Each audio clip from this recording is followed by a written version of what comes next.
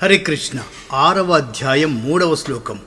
ఆరురుక్షోర్మునిర్యోగం కర్మ కారణముచ్యతే యోగారూఢస్య తస్యైవ శమః కారణముచ్యతే. పదవిచ్ఛేదనం చూద్దామా.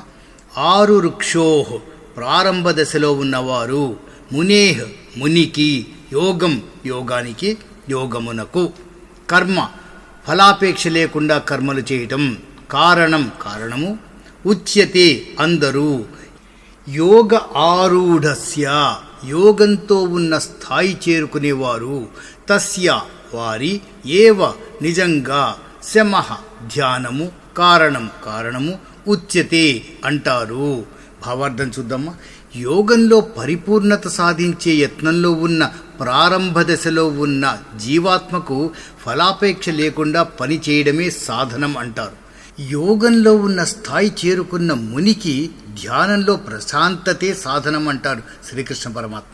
3వ అధ్యాయం 3వ శ్లోకంలో శ్రీకృష్ణ పరమాత్మ శ్రేయస్సు కోసం 2 మార్గాలు చూపించారండి. జ్ఞానయోగం, కర్మయోగం. ఈ రెంటిలో కర్మయోగ మార్గాన్నే అనుసరించమని అర్జునుడి వారికి సిఫార్సు చేస్తారు.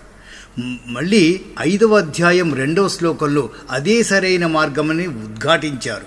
అంటే మనం ఈ జీవితాంతం పనులు చేస్తూనే ఉండాలా? అలాంటి ప్రశ్న వస్తుందని ముందే ఊహించిన శ్రీకృష్ణ పరమాత్మ దీనికి పరిమితి విధించాడు.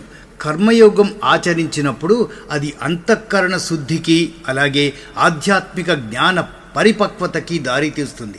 కానీ మనస్సు పవిత్రమైన తర్వాత, అలాగే యోగంలో పురోగతి సాధించిన తర్వాత మనము కర్మయోగం విడిచిపెట్టి కర్మ సన్యాసం తీసుకోవచ్చు.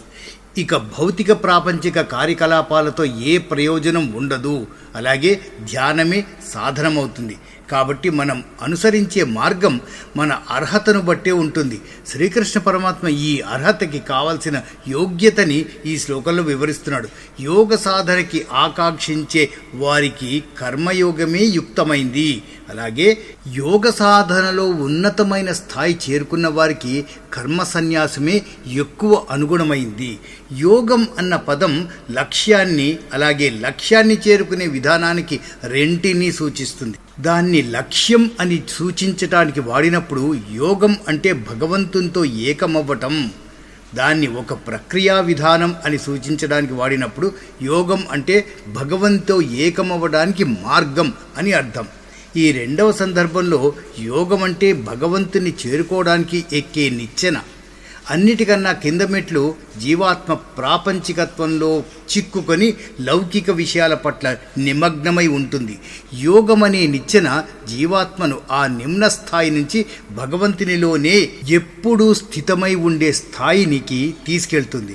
ఆ నిచ్చెనకుండే మెట్లకు వేరువేరు పేర్లు ఉన్నాయి, కానీ యోగం అన్న పదం అన్నిటికీ వర్తిస్తుంది. యోగ ఆరురుక్షు అంటే అప్పుడే నిచ్చెన ఎక్కడం మొదలుపెట్టిన భగవంతునితో సంయోగానికి కృషి చేస్తున్న సాధకులు.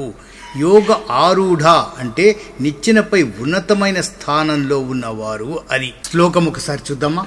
ఆరురుక్షోర్మునిర్యోగం కర్మ కారణముచ్యతే యోగారూఢస్య తస్యైవ శమః కారణముచ్యతే. హరే కృష్ణ.